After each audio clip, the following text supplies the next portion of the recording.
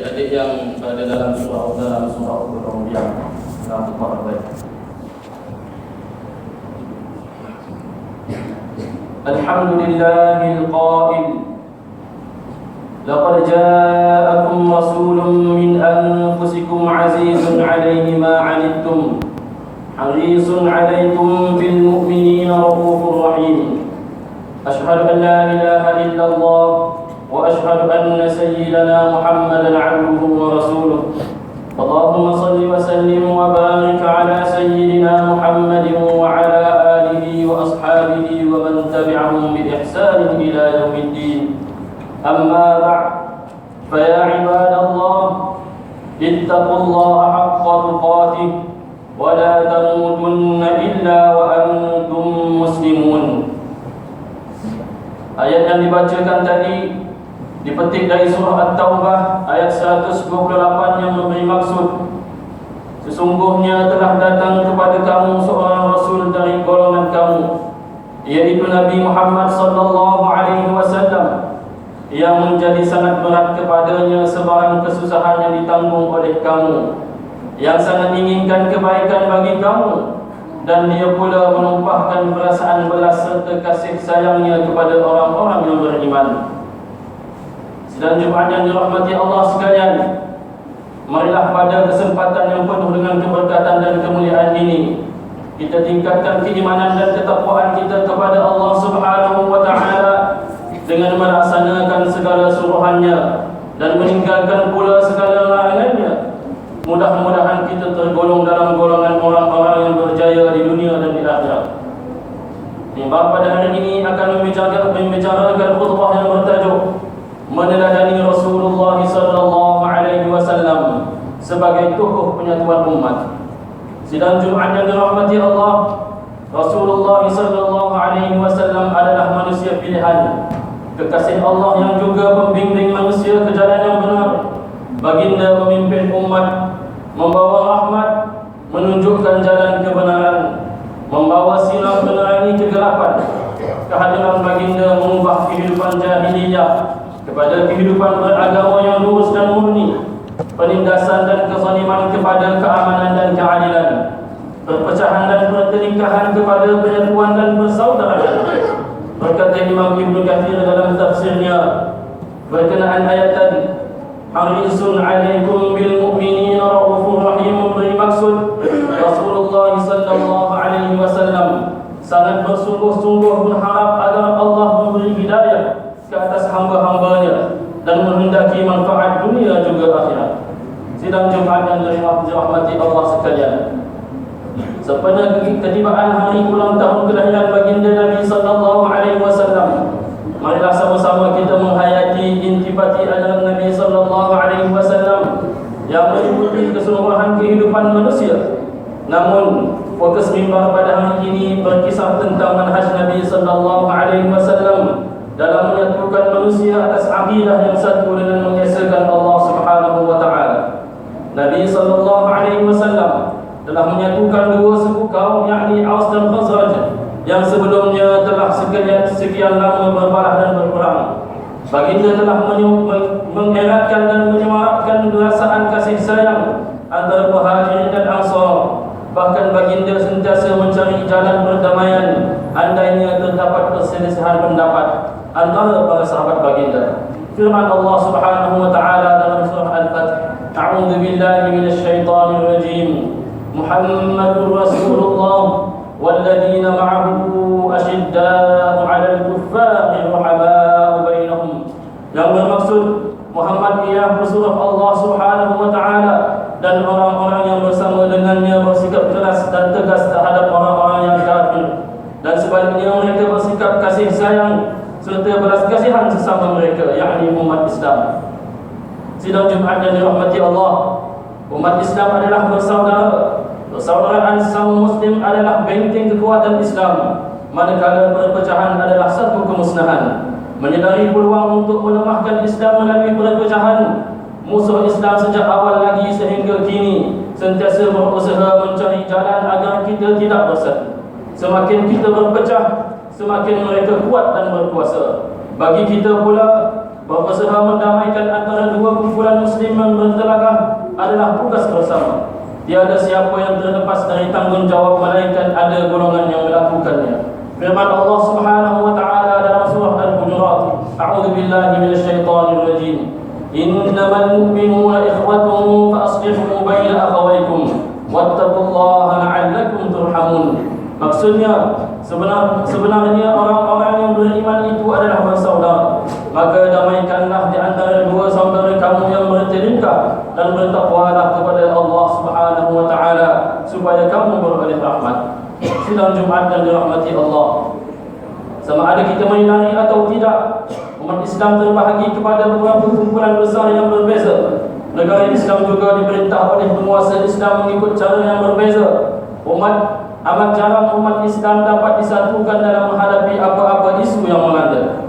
Dalam sebuah laporan Yayasan Pengkaji, iaitu sebuah yayasan yang ditubuhkan bagi mengkaji umat Islam semasa, mereka telah merumuskan untuk meletakkan umat Islam pada beberapa keadaan yang boleh menguntungkan mereka.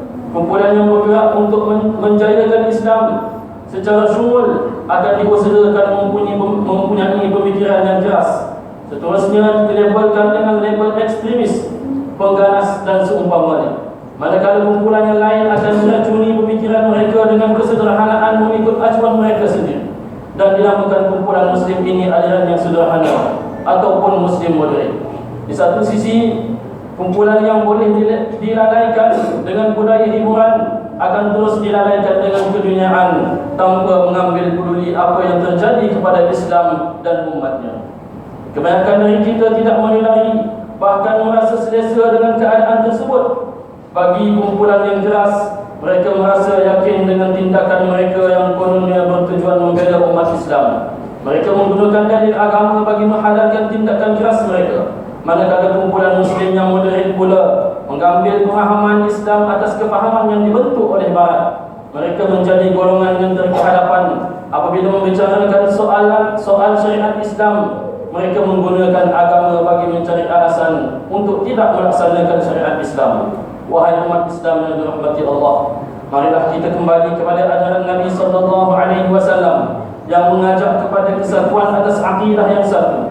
Islam yang sebenar adalah bersifat wasatiyah dan sejagat. Islam mengajar untuk tegas pada keadaan yang tertentu, manakala bertolak ansur juga dalam pada keadaan yang lain.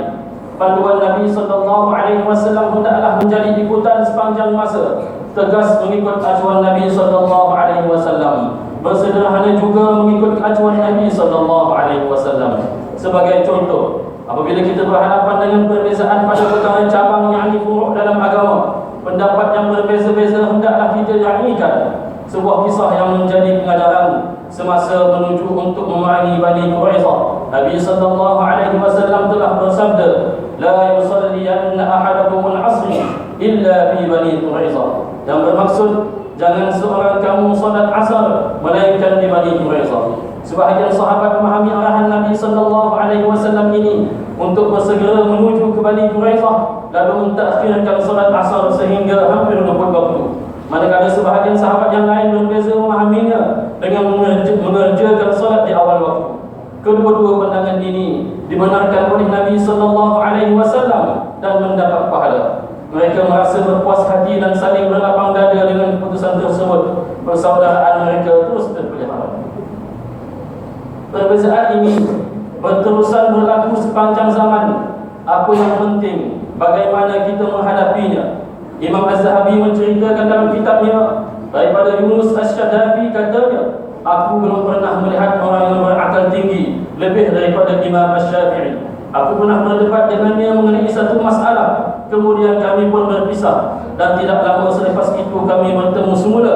Lalu dia memegang tanganku. Saya berkata, kita tetap bersaudara walaupun kita tidak bersetuju di dalam sesuatu masalah." Imam Ahmad bin Hanbal pula pernah berselisih pendapat dengan gurunya, namun sedikit pun tidak menghadangnya daripada memuliakan dan menghormati gurunya itu. Imam Asy-Syafi'i dilaporkan pernah berkata, "Ra'yi shawabun yahtamil khata' wa ra'yu ghairi khata'un yahtamil shawab." Yang bermaksud, pendapatku benar namun mungkin ada salahnya. Pendapat mereka salah namun mungkin terdapat kebenaran padanya. Perbezaan seumpama inilah yang selalu menjadi api dalam sekam. Api di dalam sekam di antara kumpulan-kumpulan yang menggelarkan diri mereka salafi. Dengan majoriti umat Islam Malaysia yang beraliran Asy'ariyah, buanglah sengketa pada perkara yang furu' ini. Kembalilah kepada persaudaraan dan jauh lebih utama untuk didahulukan. Wahai umat Islam sekalian, apabila kita diserang dengan pelbagai aliran pemikiran yang salah, sesat dan merosakkan, hendaklah kita bersatu hati bersama-sama mencegahnya. Inilah yang sebenar-benarnya masuk. Aliran inilah yang sebenar-benarnya masuk dan cuba merosakkan umat Islam dalam beragama. Antara aliran sesat dan berbahaya adalah aliran Syiah yang berterusan cuba meracuni pemikiran kita dengan kekeliruan dasar agama. Pemikiran liberal dan plural yang bermudah-mudah dengan agama. Pemikiran kristianisasi yang berusaha memurtadkan umat Islam. Kumpulan liberal seperti G25, Sister Islam dan seumpamanya yang membawa aliran liberal, dan juga mengajak masyarakat menolak institusi agama dengan berbagai alasan. Kononnya mereka berdalilkan Al-Quran dan Hadis bagi membenarkan hujah-hujah mereka yang dangkal. Kononnya institusi agama sudah tidak sesuai lagi. Undang-undang Kharwah dikatakan mencabuli hak asasi manusia. Undang-undang hudud dinamakan undang-undang riba. Sedarlah wahai umat Islam, mari kita bersama-sama bersatu hati menentang aliran yang menyesatkan ini. Keterlibatan dengan kumpulan-kumpulan sesat ini boleh menyebabkan umat Islam tergelincir akidah mereka. Bahagian ini juga telah diperingatkan oleh Nabi SAW melalui sabda baginda yang bermaksud akan berpecah umat ini kepada 73 golongan. Semuanya di neraka kecuali satu golongan sahaja. Ada yang bertanya, siapakah golongan yang terselamat itu ya Rasulullah? Maka jawab Rasulullah SAW, iaitu jamaah, atau dalam riwayat lain disebut kumpulan yang mengikuti jalan aku dan para sahabatku. Bagi menghadapi serangan pemikiran kumpulan ini, hendaklah kita bersatu bersama-sama kembali kepada jalan Nabi SAW yang jelas dan tepat. Jauhi sikap mengambil mudah menafsirkan agama mengikut kehendak diri kita maupun kumpulan yang diikuti. Carilah pemahaman agama melalui tafsiran para ulama yang benar lagi ikhlas. Ulama yang dikenali keilmuannya dan keikhlasannya. Melalui kesungguhan mereka menyebarkan kefahaman Islam yang tepat. Sabda Nabi SAW yang bermaksud, sungguhnya siapa yang masih hidup di antara kalian selepasku akan melihat perselisihan yang banyak, maka berpegang teguhlah dengan sunnahku dan sunnah khulafaur rasyidin yang mendapat petunjuk. Peganglah dengan kemas dan kuat, dan gigitlah dia dengan gigi geraham kalian. Dan jauhilah oleh kalian setiap perkara yang baru dalam agama, kerana sesungguhnya setiap perkara yang baru itu adalah bid'ah, dan setiap bid'ah itu adalah sesat. بارك الله لي ولكم في القرآن العظيم ونفعني وإياكم بما فيه من الآيات والذكر الحكيم وتقبل مني ومنكم تلاوته إنه هو السميع العليم. أقول قولي هذا وأستغفر الله العظيم لي ولكم ولسائر المسلمين والمسلمات والمؤمنين والمؤمنات فاستغفروه إنه هو الغفور الرحيم.